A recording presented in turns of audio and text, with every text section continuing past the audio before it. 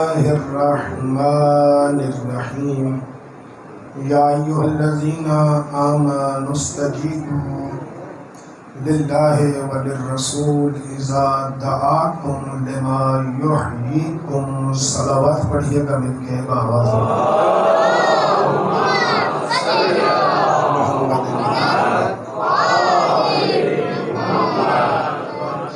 अरबाबिदानिश व साहिबाने इल्म हज़रत, कल की गुफ्तगू में अर्ज़ किया था कि जब अल्लाह ने हुक्म दे दिया कि जब भी तुम्हें अल्लाह और अल्लाह का रसूल बुलाएं तो उसकी आवाज़ पर लब्बैक कहा करो। पहले इंसान लब्बैक कह रहा था अपनी मर्ज़ी से, अपनी रज़ा से, अपनी फितरत से, लेकिन जब अल्लाह ने हुक्म दे दिया तो इंसान ने तलब कर लिया कि हमें नतीजा क्या मिलेगा। तो अल्लाह ने वादा कर लिया कि लिमा युहयीकुम, कि तुम्हें मरने नहीं दिया जाएगा बल्कि तुम्हें जिंदा कर दिया जाएगा। तो कल ज़िंदगी के मौजू पर कुछ दलाइल आपकी खिदमत में पेश किए थे कि अगर हम कफन में भी चले जाएं तो होते ज़िंदा हैं। तभी तो हम कहते हैं इस्मा इफ़हम, सुन भी और समझ भी। ये इख्तियार आज़ादार है, इस लफ्ज़ पे गौर कीजिएगा। ये इख्तियार आज़ादार है क्योंकि इसने मखलूक की आवाज़ पे लब्बैक कहा है।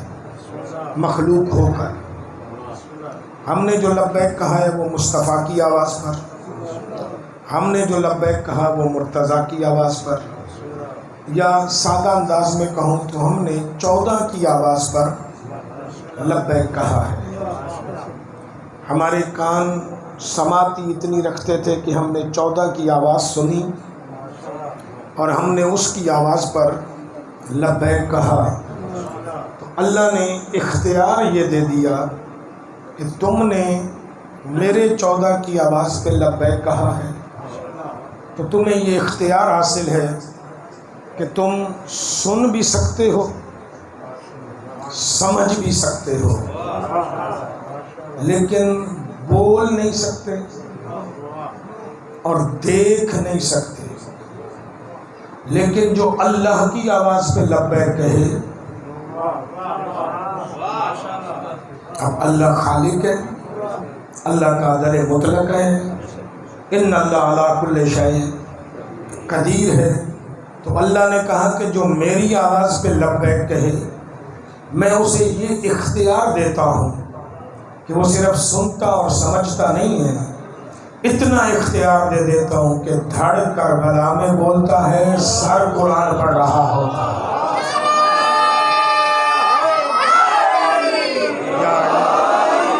बात समझ में आ रही है?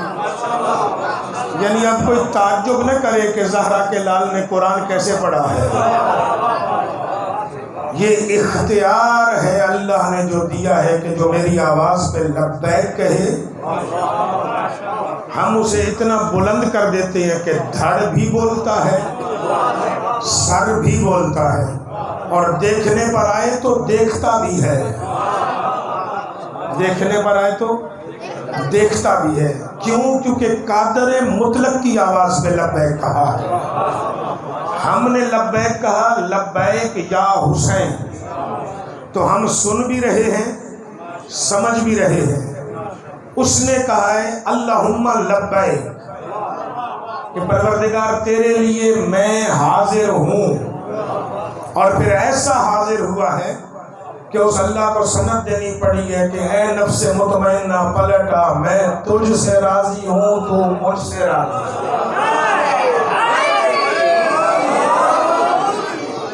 यानी लब्बैक कहने का अंदाज इतना बुलंद था कि अल्लाह ने अपनी रिजायत दी है कि मैं राजी हूँ तुझसे, और सिर्फ मैं राजी नहीं, तू भी राजी है।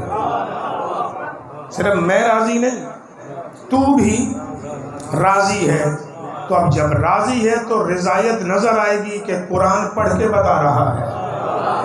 अब यहाँ कुरान पढ़ने का फलसफा क्या है? थोड़ा सा आगे बढ़ते हैं आज, क्योंकि लोगों के जहनों में आज तो वो दौर आ गया है कि सोशल मीडिया के ऊपर मुफ्तियाने दीन भी अब ये फतवे दे रहे हैं कि यजीद जालिम था या जाबिर था या फासिक था, जैसा भी था, जब उसकी बैयत हो गई तो फिर उसकी बैयत हो जानी चाहिए। आपने वो मुफ्ती मसूद के कलिमात आपने उस बदबख्त के सुने होंगे, तो अब लोग यहाँ तक आ गए। लेकिन आइए पहला एक सवाल करते हैं, बाद अज़ मुस्तफ़ा दो गिरोह चले। अब मैं यहाँ से बाकी तमाम आइम्मा की सीरत आज से बयान करना शुरू करूँगा। दो गिरोह चले बाद अज़ मुस्तफ़ा। एक गिरोह चला कि अहले बैत हिदायत के मुनारे हैं, इंसान के लिए नूर के मनारे हैं, इंसान के लिए नजात की कश्ती हैं। एक गिरोह वो चला जिसने अहले बैत को अपना सब कुछ माना है कि इनके होते हुए हम किसी को भी मुस्तफ़ा की दस्तार का वारिस भी नहीं मानेंगे, मुस्तफ़ा के मिंबर का वारिस भी नहीं मानेंगे, मुस्तफ़ा के घर का वारिस भी नहीं मानेंगे। इस गिरोह को आप में से हर बंदा जानता है कि इसे शियाने अहले बैत कहा जाता है। एक और गिरोह चला जिन्होंने नारा लगाया कि नबी की हदीस है, सहाबी का नुजूम, कि असहाब सितारों की तरह है, जिस सहाबा की भी पैरवी करोगे निजात पा जाओगे। ये दूसरा गिरोह है कि जिसने सहाबा की पैरवी करना शुरू की। ठीक है, हमें कोई एतराज़ नहीं, वो इसलिए एतराज़ नहीं कि अहले बैत भी नौकर है मोहम्मद के, सहाबा भी नौकर है मोहम्मद के। अब इस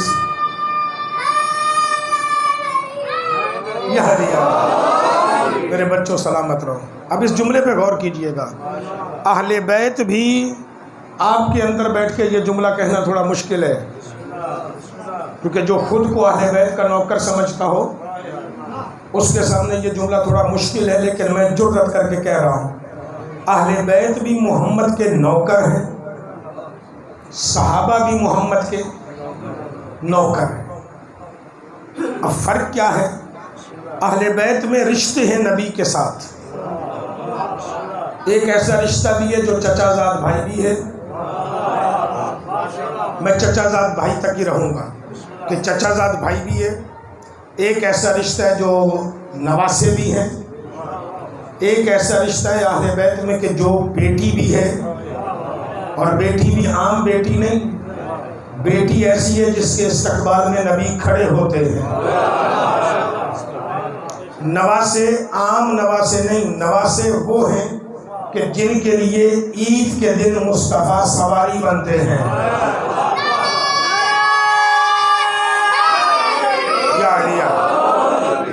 और चचाजाद भाई भी आम भाई नहीं, ऐसा भाई है कि खुद ज़ईफ होकर भी मुस्तफ़ा जवान के कंधे पर नहीं चढ़ते, खुद ज़ईफ होकर उस जवान भाई को अपने कंधों पे चढ़ाते हैं।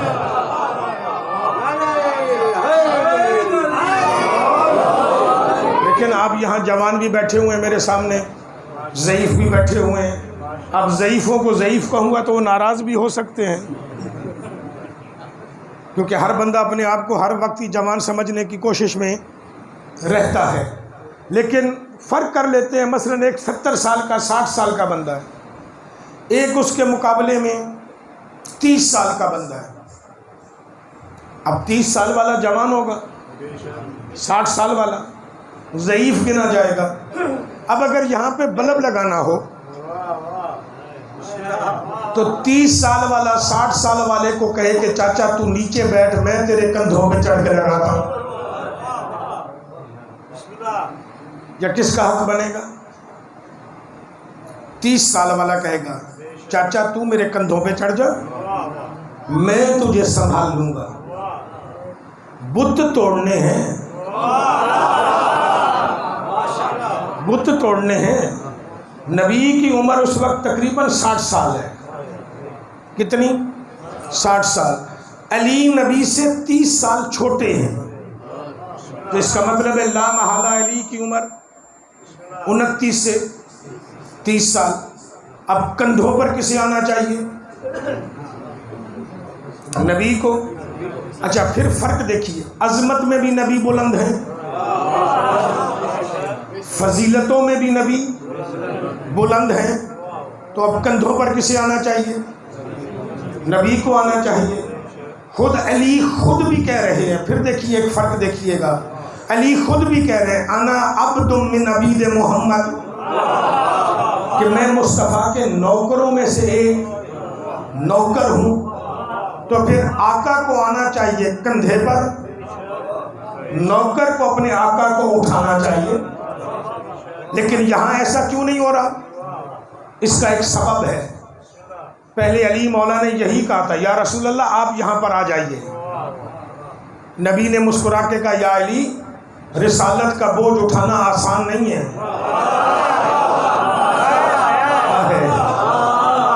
रिसालत का बोझ उठाना आसान नहीं है। का फिर भी कोशिश तो करते हैं।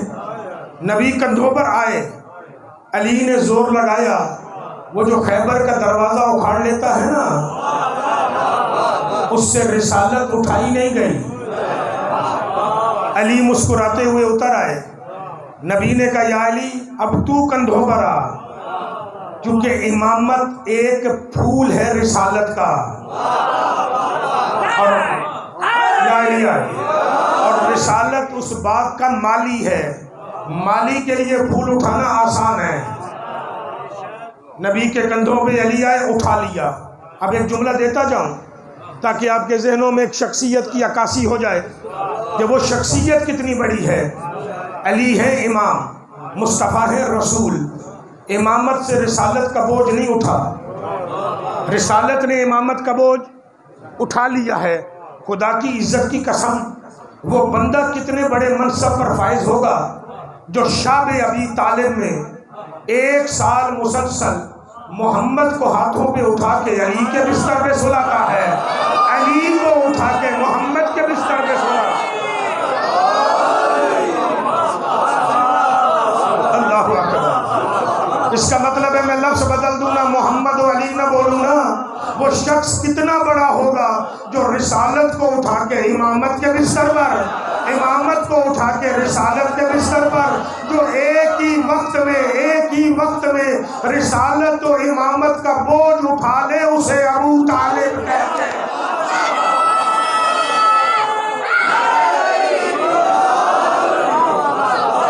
बात ज़हनों में आ गई। इसका मतलब है कि हजरत अबू तालिब उठा रहे हैं। भाई भी कैसा भाई है जो नबी के कंधों पर सवार है। नवासे भी कैसे नवासे हैं जो नबी के कंधों पर सवार हैं। ये कंधों पर सवार होना मामूली बात नहीं है। कंधों पर सवार होना मामूली बात नहीं है। मैं पलटूंगा वापस कि है नौकर, लेकिन पहले तारुफ करवा रहा हूँ। कंधों पे सवार होना मामूली बात नहीं है। एक दोस्त से मुनाजरा हुआ, मैंने उससे पूछा कि मुझे इतना बता कि हम तो चले अली को बढ़ा देते, हर किसी से बढ़ाते हैं, इसमें कोई शक नहीं है कि हम बाद अज़ मोहम्मद सबसे अफजल मानते ही अली को है, और ये हकीकत है। और बरमिला इसका हम इजहार भी करते हैं, इसमें कोई छुपाने वाली बात तो नहीं है। सहाबा इज्जत के लायक हैं, लेकिन अली अली है, ये हकीकत है। उन्होंने कहा तुम अली को बढ़ाते हो। मैंने कहा मैं आज के बाद नहीं बढ़ाऊंगा, घटा देते हैं, आप जहाँ कहेंगे वहाँ रख लेते हैं। मैंने उनसे पूछा, मैंने कहा ये बताइए कि सारे मुसलमान इस बात पर मुत्तफिक हैं कि नबी का साया नहीं था, इस बात पर इत्तफाक है, ये दलीलें देने की ज़रूरत है। दलील वहाँ दी जाती है जहाँ चीज़ वाज़े ना हो। अभी रात है तो रात की दलील देने की ज़रूरत नहीं है, सूरज निकला है तो सूरज निकलने की दलील देने की ज़रूरत जो कि सूरज खुद दलील है अपने निकलने की। मुसलमान इस बात पर मुत्तफिक है कि मेरे नबी का साया नहीं था। मुझे कहने लगे कि नबी का साया अल्लाह ने नहीं बनाया। मैंने कहा इसमें कौन सी मसलियत है, साया नहीं बनाया? हर बदन का जब साया है तो नबी के बदन का भी साया होना चाहिए। चले मैं तो इस बात का भी कायल हो जाऊंगा कि अली के बदन का साया था, हसन के बदन का साया था, हुसैन के बदन का साया था, तो मुस्तफ़ा के बदन का भी साया हो जाता। का नहीं इमरान काज़मी, मुस्तफ़ा के बदन का साया नहीं हो सकता। मैंने कहा क्यों नहीं हो सकता? का साया कभी आगे होता है, कभी पीछे होता है। साया कभी आगे होता है, कभी पीछे होता है। तो मैंने कहा इसमें कौन सा मसला है? दुनिया के हर इंसान का साया कभी आगे होगा, कभी पीछे होगा। सूरज पीठ के पीछे है तो साया आगे है, सूरज सीने की तरफ है तो साया पीछे है। वो मुस्कुरा के कहने लगे यही तो तुम शियों का मसला है। नबी का साया जो है वो अगर नबी के आगे चले तो अल्लाह को पसंद नहीं है।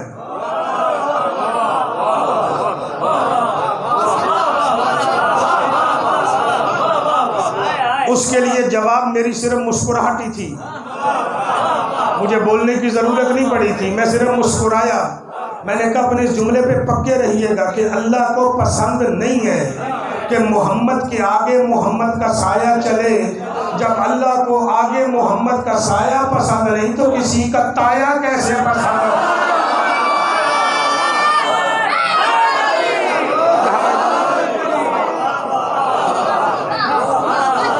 कोई और मेरे मोहम्मद के आगे कैसे आ जाए? पसंद ही नहीं है उसे। का फिर साया कहाँ होगा? हमेशा पीछे। मैंने कहा अच्छा पीछे होगा। का पीछे होगा तो मसला है फिर भी। मैंने कहा फिर क्या मसला है? पीछे साया हो तो नबी के पीछे चल रहे हैं ना, और अल्लाह ये करना चाहे तो कर सकता है। जिसने साया ही नहीं बनने दिया, जिसने साया ही नहीं बनने दिया, तो वो साये को पीछे भी तो रख सकता है। लेकिन मैंने कहा तुझे बताऊं कि साया क्यों नहीं था? कहीं पहले मेरी सुन लो।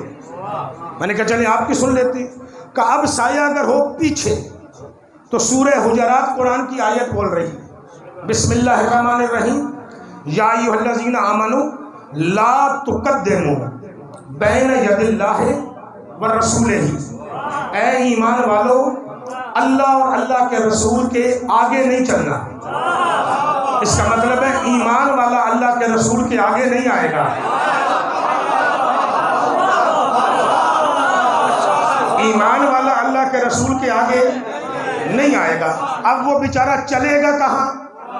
मैं अपने लफ्ज़ों का ज़ामिन हूँ, आपकी सोचों का ज़ामिन नहीं हूँ। ईमान वाला रसूल के आगे नहीं आएगा। अब वो बेचारा ईमान वाला चलेगा कहाँ? कब वो चलेगा? नबी के पीछे। नबी चलेंगे आगे। अब अगर सूरज जो सामने साया पड़ रहा हो पीछे, तो अब उस ईमान वाले के कदम कहाँ आएंगे? नबी के साए पर। तो ये तौहीद रिसालत हो जाएगी कि नबी के साए पर उसके सहाबा के कदम आ रहे हैं। तो मैंने कहा मौलाना आपने खुद आज नतीजा निकाल दिया कि जो साए पे भी कदम न रख सके उसे सहाबी कहते हैं, जो नबी के कंधों पे कदम रखे उसे अली कहते हैं।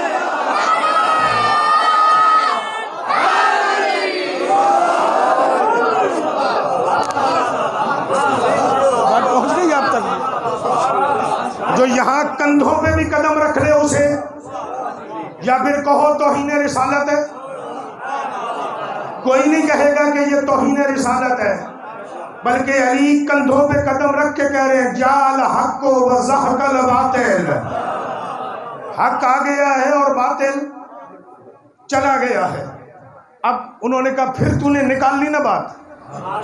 अब उन्होंने फिर रुख मोड़ा। उन्होंने मुझे कहा कि मुझे ये बता कि ये साया क्यों नहीं था। मैंने कहा जो आपने तावीलें पेश की वो तावीलें अपनी जगह पर है, लेकिन एक तावील मैं भी पेश करना चाह रहा हूँ। उन्होंने कहा बताइए। मैंने कहा ये बल्ब लगा हुआ है 100 वाट का, बल्ब लगा हुआ है 100 वाट का। आजकल तो नहीं आते, पता नहीं 12 वोल्ट के आ गए हैं शायद, लेकिन 100 वाट की समझ आ जाएगी ना। बल्ब लगा हुआ है 100 वाट का। अब अगर मैं इस बल्ब के सामने खड़ा हो जाऊंगा तो मेरा साया इधर आएगा, लेकिन मसला ये कि इस दीवार पे लगा हुआ है 200 वाट का।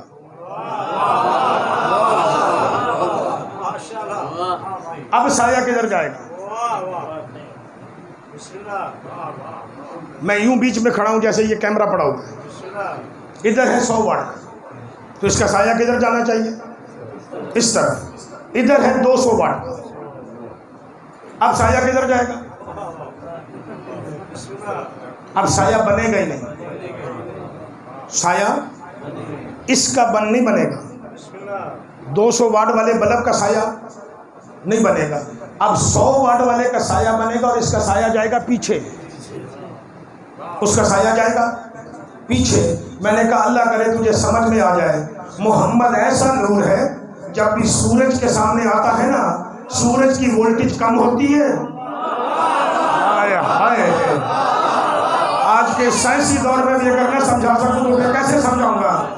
सूरज के वोल्टेज कम होते हैं, मोहम्मद के बदन के वोल्टेज ज्यादा होते हैं, इसलिए सूरज मोहम्मद का साया नहीं बनाता, मोहम्मद सूरज का साया बनाता।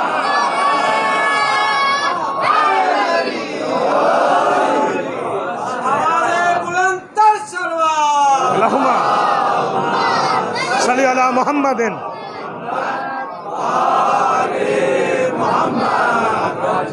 अब उसका शायद तजर्बा कर लीजिएगा, मेरी बात का तजर्बा कर लीजिएगा। यहाँ लटकाइएगा बल्ब 100 वाट का, इधर लटकाइएगा 200 वाट का, इसकी रोशनी से इस बल्ब का साया इधर नजर आएगा, 200 वाट वाले का साया नजर नहीं आएगा। 100 वाट वाले बल्ब का साया दीवार पर नजर आएगा। इसका मतलब है कि नूरे मुस्तफ़ा इतना ताकतवर है कि जब मेरा नबी यूं सूरज के सामने पीठ करे या सीना करे, खुद सूरज का साया बन जाता है, मुस्तफ़ा का साया नहीं बनेगा। और जो मुस्तफ़ा का साया बन के चला हो उसे अली कहते हैं। उसे क्या कहेंगे? अली। तो मैंने जो जुमला कहा था कि अहले बैत भी मोहम्मद के सैयदा सजदे में सर रख के कह रही हैं, मेरे अल्लाह तेरा शुक्र है, तेरा एहसान है कि तूने मुझे अपनी कनीज़ बनाने के बाद, सैयदा अल्लाह की कनीज़ ख़ास है, बीबी के अलकाब में एक लक़ब भी है, जारियतुल्लाह, अल्लाह की ख़ास कनीज़ है। तो सरकार फरमा रही है कि मुझे अपनी कनीज़ बनाने के बाद मैं तेरी शुक्रगुजार हूँ कि तूने मुझे मोहम्मद की कनीज़ बनाया, यानी मुस्तफ़ा की नौकरी करके मैं तेरा शुक्र अदा कर रही हूँ। अली फरमा रहे अना अब्दुम मिन अबीदे मोहम्मद, कि मैं मोहम्मद के ग़ुलामों में से एक ग़ुलाम हूँ। जब अली ग़ुलाम है तो सहाबा क्या होंगे? वो भी मोहम्मद के ग़ुलाम हो जाएंगे ना, मेरे नबी के। और नबी का ग़ुलाम होना ऐब नहीं है, फजीलत है। नबी का ग़ुलाम होना इज्जत है। अली को नबी कह रहे हैं तू मेरा भाई है। अब जो मुझे सुनते जाइएगा, अली को नबी कह रहे हैं तू मेरा भाई है, अली कह रहे हैं मैं ग़ुलाम हूँ। नबी कह रहे हैं या अली तू मेरे साथ ऐसे है जैसे मूसा के साथ हारून। अली कह रहे हैं मैं तेरा नौकर हूँ। नबी कह रहे हैं या अली तू मेरे बिस्तर का वारिस है शब हिजरत। अली कह रहा है मैं तेरा नौकर हूँ। नबी कह रहे हैं या अली मैं शजर हूँ तू समर है। अली कह रहे हैं मैं तेरा नौकर हूँ। नबी कह रहे हैं या अली मैं बदन हूँ तू सर है। अली कह रहे हैं मैं तेरा नौकर हूँ। नबी कह रहे हैं या अली आम बात नहीं है, तू मेरा महबूब है, मैं तेरा मुहिब हूँ। खैबर के मैदान में अली कह रहे हैं मैं तेरा नौकर हूँ, मैं तेरा नौकर हूँ। नबी कह रहे हैं तू और मैं एक ही शजरे से हैं। अली कह रहे हैं मैं तेरा नौकर हूँ। नबी कह रहे हैं तेरा और मेरा नूर एक है।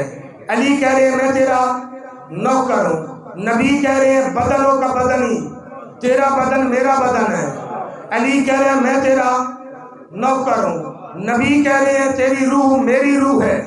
अली कह रहे हैं मैं तेरा नौकर हूँ।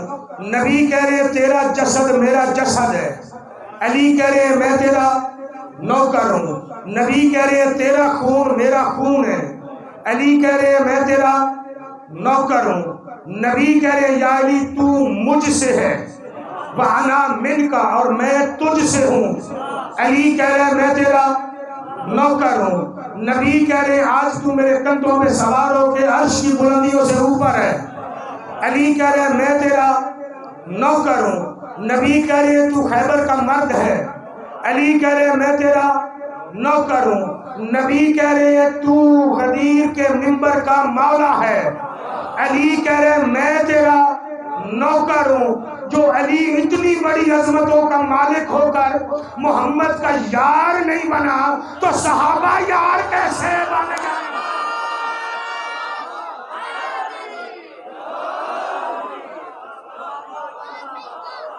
बात पहुंची जवानों आप तक। यारियां होती हैं बराबर वालों में, दोस्तियां होती हैं बराबर वालों में। सरदार की दोस्ती नौकरों के साथ नहीं होती है।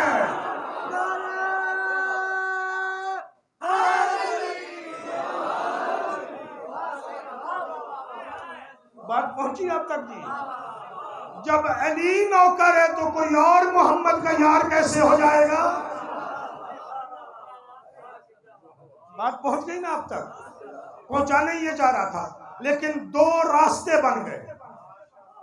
पहला रास्ता भी मोहम्मद के नौकरों का है, दूसरा रास्ता भी मोहम्मद के नौकरों का है।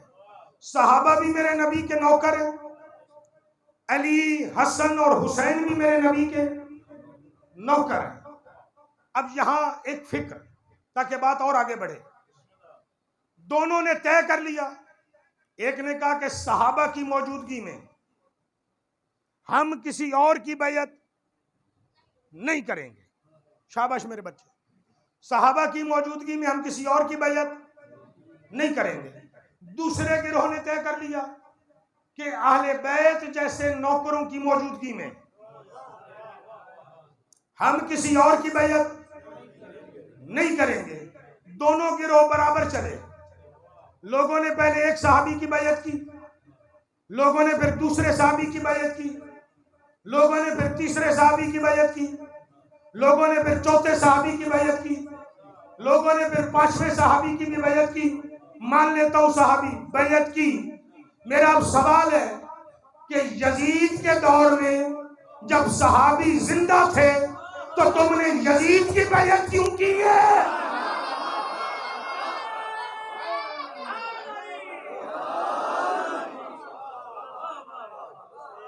या तो मानो कि उस दौर में सहाबा थे ही नहीं, या तो मानो उस दौर में असहाबे रसूल नहीं थे। अगर असहाबे रसूल थे तो फिर यजीद की बैयत क्यों की? यजीद सहाबी है ही नहीं।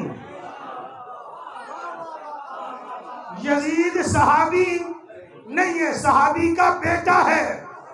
तो फिर या तो तेरा उसूल तो टूट गया कि तुमने सहाबियों की मौजूदगी में गैर सहाबी की बैयत कर ली, यानी तूने दलील दे दी कि सहाबी को मानो तब भी ठीक है,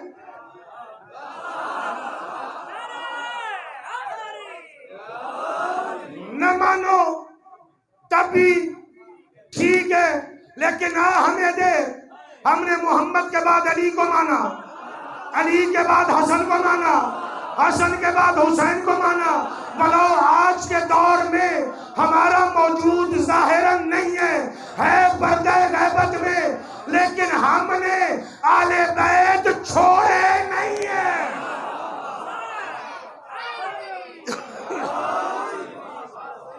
फिक्र समझ में आ रही है? सलावत पढ़िएगा मिलके सारे बाबा से बोला।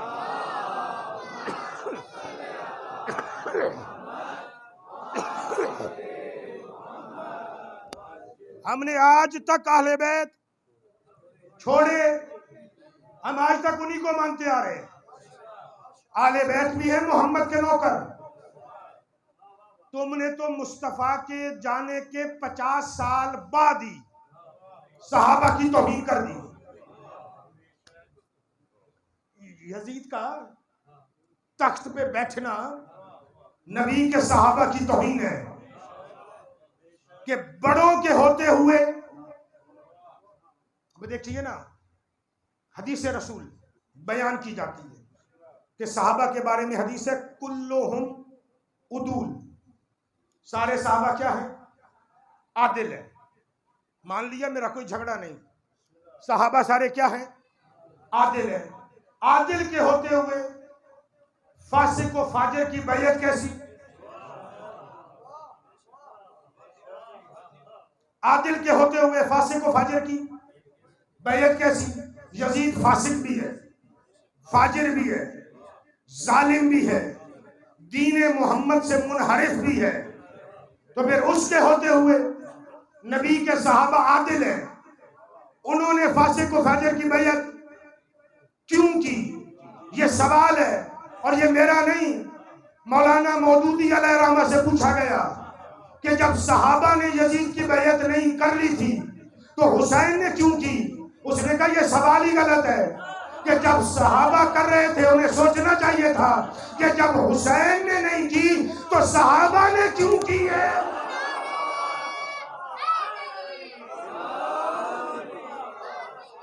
सवाल क्या है कि जब हुसैन ने नहीं की तो सहाबा ने क्यों की? सहाबा खुद आदिल है। अब अगर वो फासिक को फाजिर की बैयत करें, उनकी अदालत में शक हो जाएगा। जालिम की हिमायत करेंगे तो उनकी अदालत में शक हो जाएगा। हुसैन इब्ने अली ने कहा मैं बैयत नहीं कर रहा, मुझे मारना है मार दे, लेकिन मैं तू फासिक को फाजिर है, मैं तेरी बैयत नहीं करूंगा ताकि मेरी अदालत भी बची रहे, तेरी मुनाफिकत भी नजर आ जाए।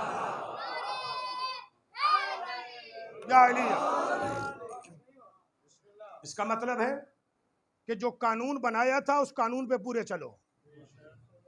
अगर आपने कानून बनाया है कि मोहम्मद के वारिस मोहम्मद के सहाबा हैं, तो फिर सहाबा की मौजूदगी में किसी और की बैयत करना जायज नहीं है। हमने उसूल बनाया कि मोहम्मद के वारिस मोहम्मद की अहले बैत है, हमने आज तक उनके होते हुए किसी और की बैयत नहीं की। हमारा जो एक फर्द कूफे में पहुंचा था बैयत लेने के लिए भी, उसने ये नहीं कहा था कि मेरी बैयत करो, हालांकि उसका ताल्लुक खानदान मोहम्मद से है, अहले बैत में है या नहीं वो बात अलहदा है, लेकिन उसका ताल्लुक खानदान मोहम्मद से है। अकील का बेटा है, अकील का बेटा है, लेकिन उसने ये नहीं कहा कि मेरी बैयत करो, उसने कहा बैयत हुसैन की, बैयत हुसैन की, मैं बीच में वसीला हूं, क्योंकि जब तक मौला आए तुमने बैयत करनी है हुसैन की, मैं बीच में वसीला हूं, मेरी बैयत नहीं है। हम तो अली के भाई का बेटा हो, हुसैन का चचाजाद भाई हो, फिर अली का दामाद भी हो, हुसैन का बहनोई भी हो, हम तो उसकी बैयत के कायल नहीं है, तो यजीद की कैसे कर लेंगे?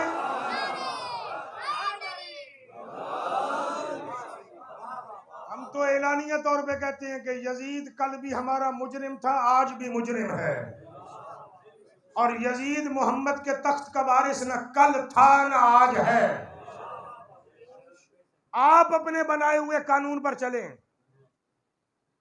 कि सहाबा आदिल है, अदालत बचती तब है जब फासिक व फाजिर की बैयत न की जाए।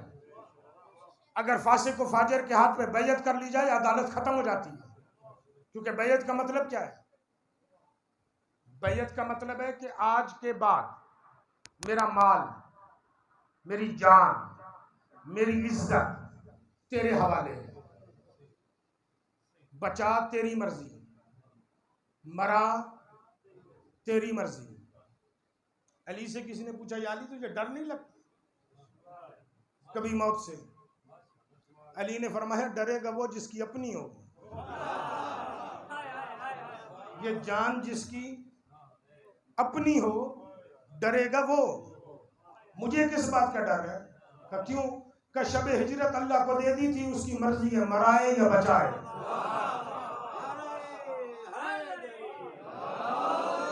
किसको दे दी थी? अल्लाह को। अब उसकी मर्जी है मराए या बचाए। अपने काम में, अपने इस्तेमाल में कभी नहीं लाऊंगा। ये बदन, ये जान जब भी इस्तेमाल होगी अल्लाह के रास्ते में ही इस्तेमाल होगी। और जब दुनिया से जाने लगे ना, तो अली ने नारा लगाया, फुज़ तो बे रब्बिल काबा, रब्बे काबा की कसम, अली ने जो मुआहदा किया था उसमें कामयाब हो गया है। मैंने ये बदन, ये जान अपने रास्ते में खर्च ही नहीं किया। मैंने जहां भी खर्च किया है किसके लिए किया है? अल्लाह के लिए किया है। इसका मतलब ये हुआ कि दुख वहां होता है जहां चीज अपनी जाए। दुख वहां होता है जहां चीज अपनी जाए। हमें जो दुनिया आके डराती है कि तुम्हें मौत से डर नहीं लगता, जुलूसों में आ जाते हो, मर जाते हो, तेरा बेटा भी बम धमाके में उड़ सकता है जैसे पारा चनार में हमें मारा जा रहा है, लेकिन हम उन्हें एक जवाब देते हमें डर है ही नहीं, ये हमारे हैं ही नहीं। न ये बदन हमारे हैं, न ये औलाद हमारी है। हमने मांगे ही हुसैन के लिए हैं। आज मरवा दे उसकी मर्जी है, 60 साल बाद मरवाए उसकी मर्जी है, 70 साल बाद मरवाए उसकी मर्जी है ही उसके। तुझे शीयत समझ ही नहीं आएगी। हम वो हैं कि जो अपने शहीदों का जनाजा उठा के गुस्सा नहीं करते, अल्लाह का शुक्र अदा करते हैं कि तूने हमारे इसको कहां शामिल कर लिया है, शुहदाए करबला के साथ। तो हम शुक्र अदा करते हैं कि कुजा हम और कुजा कुर्बानी। करबला में भी देख ले, हर माँ शुक्र अदा कर रही है। क्या कर रही है? शुक्र अदा कर रही है। कोई एक माँ भी ऐसी नहीं जिसने अपने बेटे को भेजते हुए कहा हो कि मैं तेरे हिजर में जिंदा कैसे रहूंगी। हर माँ ने एक ही जुमला कहा है, तेरे जैसे लाखों हो ना, ज़हरा के लाल पे कुर्बान कर दूं। लाखों ज़हरा के लाल पे कुर्बान कर दूं। हर माँ का यही जुमला है, आम माँ नहीं। आइए एक माँ का जिक्र सुनिएगा थोड़ा सा। मैं शहादत नहीं पढ़ रहा, मसैब कोई और पढ़ूंगा, लेकिन बतौर दलील देना चाह रहा हूं। कल मैंने जिक्र किया था जनाब जॉन का कि वो मक्तल में गए किस बुनियाद पर? जब अकबर इजाजत मांगने आए थे। अकबर के पालने वाली माँ है जनाब ज़ैनब, पैदा करने वाली माँ है जनाब उम्मे लैला। शब आशूर कह रहे हैं अम्मा से, अम्मा ज़ैनब का जी मैं तुझे कितना प्यारा हूं।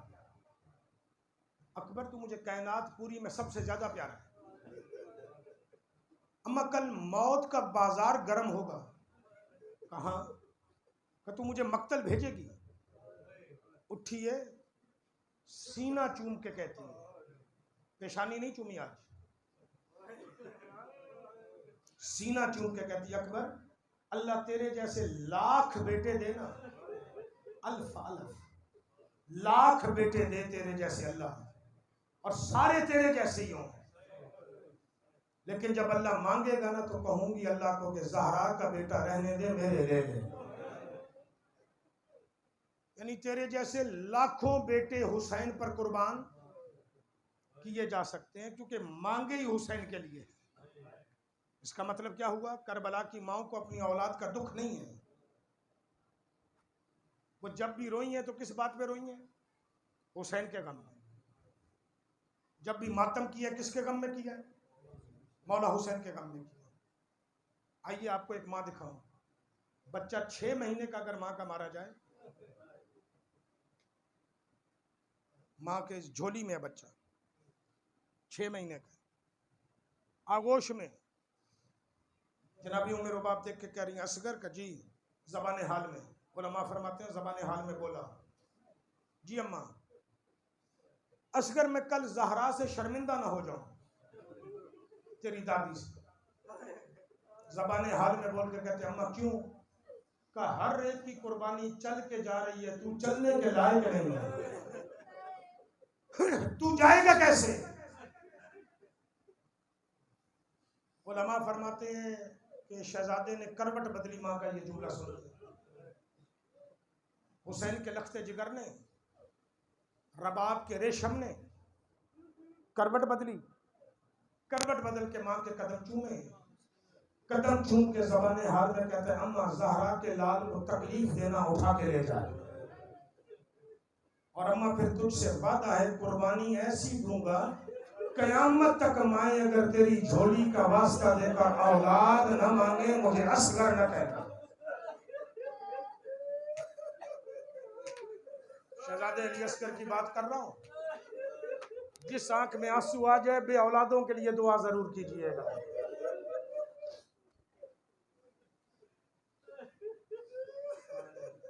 मां चीख मार के रोई है,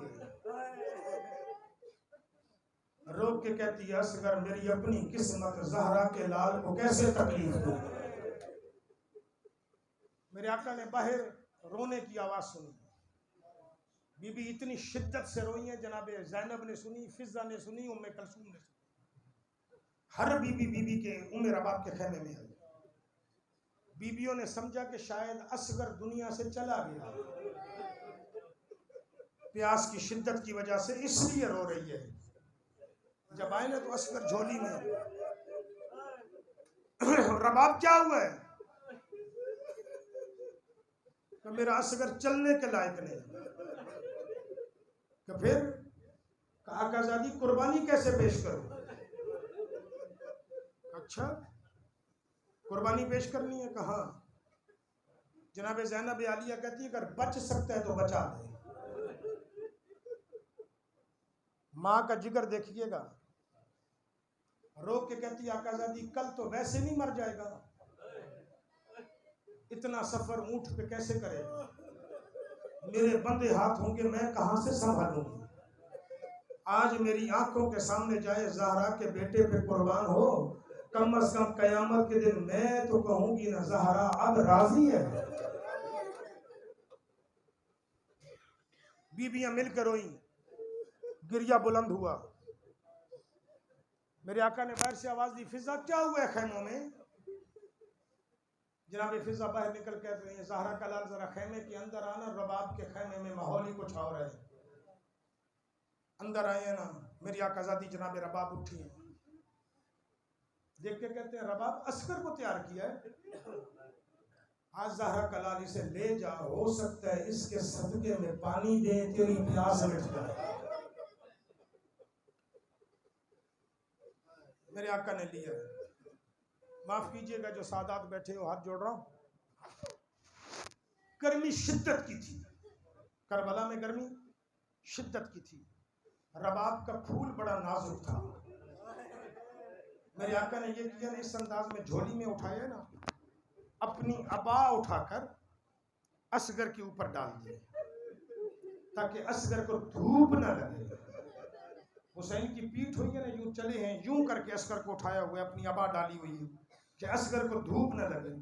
जनाब रबाब जल्दी से आगे आई है, आके मौला की अबा हटाइए, मौला के कंधे पे रखिए। मेरे आका हुसैन कहते हैं ऐसे क्यों कर रही हो? का मौला ऐसे लेकर जा, अबा में छुपा के ले जाएगा, लोग कहेंगे माँ से छुपा के लाया है। ऐसे ले जा ताकि दुनिया को पता चले माँ ने तैयार करके भेजा है।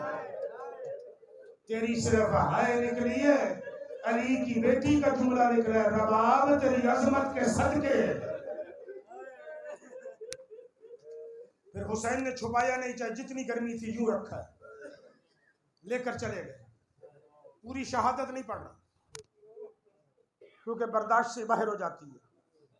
दो जुमले सिर्फ कहना चाह रहा हूं। जनाब अली अस्कर की उम्र कितनी थी? बोलिएगा, सारे सबको पता है, 6 महीने। आपने जिंदगी में कभी 6 महीनों के बच्चे उठाए हैं या नहीं उठाए? उठाए हैं ना? कितना वजन होता होगा? बंदा थक जाता है, थक जाता है बंदा। लिया कुरान रख मेरे सर पे, मस्जिद भी करीब है, मुझे रब अकबर की इज्जत की कसम है, अकबर का जनाजा उठा के नहीं थका था, कासिम के टुकड़े चुन के नहीं थका था, गाजी के जनाजे पे जाकर नहीं थका था, 6 महीने का असगर उठाया, कदम कभी आगे जाते हैं कभी पीछे आते हैं, आसमान की तरफ देख के कहते हैं मेरे अल्लाह मैं गरीब हो गया। फिर कभी पढ़ता है इन्ना लिल्लाहि व इन्ना इलैहि राजिऊन, कभी कहता है रज़म बे क़ज़ाई तस्लीमन ले अमरे, मौला खेमे क्यों नहीं जाता, का मां मरी न जाए। इमाम ज़मा फरमाते हैं मेरा सलाम उस शहीद पर कि जिसे तीर ने एक कान से दूसरे कान तक ज़िबा कर दिया। तीर बदन में सुराख करते हैं, ज़िबा कर दिया था, सर ढलका हुआ है, मेरे आका ने एक हाथ सर के नीचे रखा हुआ है, एक यूं करके बदन के नीचे रखा, चल पड़े। खेमे कैसे जाए, घबरा गए, साबरों का सुल्तान, खेमे कैसे जाए, जल्दी से उठी उम्मे रबा, आका ज़दी ज़ैनब जी ज़हरा का लाल असगर लेके खेमे नहीं आ रहा, कहाँ उसे डर है, तू सैयदजादी नहीं, बेगाने कुफ की है, सकीना छोटी है, पता नहीं भाई की मौत बर्दाश्त करे या ना करे, तू बेटे की मौत बर्दाश्त करे या ना करे, कदमों पे हाथ रख के कहती है जमानत दे वापस मदीने तक नहीं मरूंगी।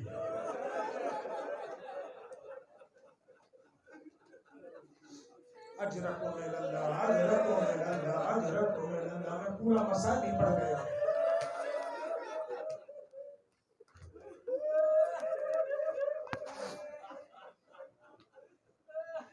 अच्छा, जनाब उम्मे कलसूम ने आवाज दी हुसैन अंदर आ, जमानत नहीं मरेगी। मेरे आका असगर को उठा के अंदर आए। खुदा न खास्ता जिंदगी में कभी किसी के साथ ऐसा वाकया ना हो, बेटे का जनाजा घर में आए, माँ सबसे पहले जाती है, माँ सबसे पहले जाती है। अल्लाह सब माओं के बेटे सलामत रखी। रबाब जहां बैठी थी वहां बैठी है, सबसे पहले जनाब उम्मे कलसूम ने कहा मुझे दे। जनाब उम्मे कलसूम ने उठाया। जिन माओं के बच्चे ना होने बच्चे बड़े प्यारे होते हैं, यूं करके असगर को उठाया, पहले इस रुखसार पे बोसा, फिर इस रुखसार पे बोसा, मुंह किए मदीने की तरफ। 40 से ज्यादा शेर है, मैं पूरे शेर नहीं पढ़ूंगा क्योंकि मेरी मंजिल तवील है, मुझे आगे तक जाना है, एक रिवायत आप तक पहुंचानी है। जब यूं करके ना रुखसारों पे बोसा दिया, मदीने मुंह किया, मुंह करके कहा नाना मोहम्मद तेरी शरीयत का हुक्म है ना कि बच्चे का दूध जब माएँ चुराएं तो उन्हें मीठे मीठे शरबत पिलाएं, उन्हें मीठे मीठे खाने खिलाएं। आ नाना देख हमारे असगर का दूध तीर से छुड़वाया है। न रोता हुआ तू मरेगा, न रोता हुआ मैं मरूंगा। मर गई होती वो माए। मैं मुख्तसर कर रहा हूं, छोड़ रहा हूं सारी रिवायतें, सिर्फ एक रिवायत तक आपको लाना चाह रहा हूं, जिस रिवायत के अंदर लखनऊ में कई लोग शिया हो ये दर्द सुनकर।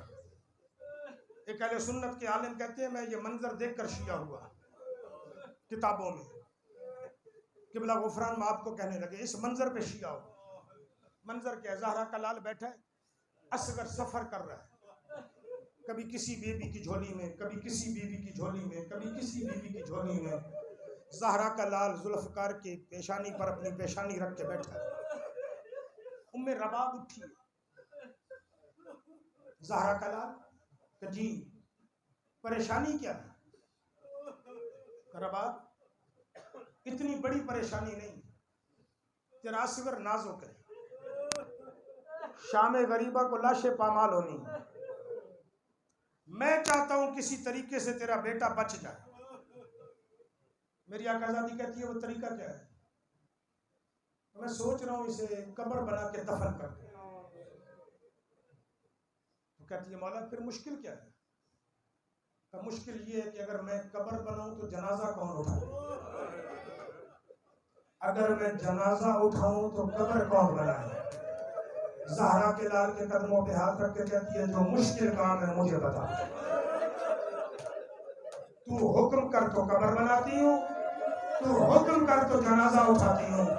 मेरा आकी की पेशानी जमीन पे जा लगी है, आवाज दे के कहते हैं या खुरासान अलहिया, ओ मेरे शेरे देखो कितना गरीब हो गया हूँ कि या माए कब्रें बनाए या बाप जनाजा उठाए। उठ ज़हरा का लाल, कब्र बना। मैं हाथ जोड़ के पूछ रहा हूं, आपने कायनात में कोई माँ देखी है जो अपने बेटे का जनाजा उठाकर कब्र तक जाए? कोई माँ ऐसी देखी? नहीं देखी ना। लोग रास्ते में ले लेते हैं। ये गरीब माँ रबाब है जिसने यूं करके असगर उठाया है, फिर चली है जहां खैमों के पीछे हुसैन कब्र बना रहा था। हालांकि अली की बेटियों ने कहा हम उठाएं, उन्हें देख के कहती है खबरदार तुम सैयद ज़ादियां, बाहर मजमा शरीफों का नहीं है, तुम पर्देदार हो, मैं जा रही हूं। ज़हरा के लाल ने कब्र बनाई, खत्म हो गई मेरी मजलिस। दिल में रखिएगा दुआएं। ज़हरा के लाल ने कब्र बनाई। आप तो मैयत डायरेक्ट कब्र में रखते हो ना, ऊपर फट्टे रखते हो, पत्थर रखते हो, तब मिट्टी डालते हो ना। वहां ऐसा कुछ नहीं था। असगर लेकर कब्र में रखा। मैं बड़े आराम से पढ़ूंगा, गिरिया हो चुका है, बस मेरे जुमले सुन लेना। यूं करके कब्र में रखा। रखे ना मेरा आका, मट्टी डालने लगा ना, तो जनाब उम्मे रबाब कहती है जरा रोक, ज़हरा का लाल जरा रोक। मेरे आका रुक गए। रबाब क्यों? कहे कि इस्तगासा देना, अल्लाह को कहे आदम से हसन मुज्तबा तक सारी रूहें भेजे। आज फिर देखें किसका जिगर कहां तक। अच्छा, आवाजें आना शुरू हुई। रबाब हम आए हुए हैं। हुसैन ने करबला की गर्म मिट्टी उठाई, गर्म मिट्टी उठाई, उठा के असगर के पांव पर डाली। आदम से ईसा तक नबी उठे, उठ के कहते हैं मोहम्मद तू जान तेरा बेटा जान। हमारी मंजर इम्तिहान सब्र की खत्म। मेरे आका ने मिट्टी पिंडियों पर डाली। मुस्तफा उठे, मुर्तजा उठे, मुजतबा उठे, सब की सब रूहें उठ के कहती है ज़हरा तू जान तेरा बेटा जान है। मेरे आका हुसैन ने मिट्टी की मंजिल बढ़ाई। जब मिट्टी आई ना शिकम पर, शिकम के करीब मिट्टी आई ना, यहाँ पर जानू और शिकम के मिट्टी आई ना, जनाबे ज़हरा उठी, उठ के कहते हुसैन तू जान तेरा असगर जाने या रुबाब जाने। जब जनाबे ज़हरा उठी है ना, हुसैन ने मिट्टी उठाई है, असगर के पेट और सीने के दरमियान जब यहाँ मिट्टी डाली है ना, अपनी चादर को छलक के उठी है, उठ के कहती है हुसैन माफ करना मैं सैयद ज़ादी नहीं, अब तू जान तेरा असगर जाने। हुसैन ने मिट्टी डाली है सीने पर। अज़ादारों सुनोगे जुमला, जब मिट्टी सीने पर डाली है ना, हुसैन ने मिट्टी उठाई है कि असगर के चेहरे पर डालूं। मिट्टी गर्म थी, चेहरा नरम था। ज़हरा के लाल से मिट्टी डली नहीं है। मेरे मौला ने मिट्टी मिट्टी में फेंकी है, कमर पे हाथ रखा है, हाथ रखते का या खुरासान अलहिया, और मेरे शेरों सो गए हो और मुझे असगर दफना कर दो। जब इस मंजिल पर पहुंचे ना, कोई नहीं आया। ज़हरा के लाल ने पीठ कर ली, उनके हाथ से मिट्टी भी डालता जा रहा है, कहता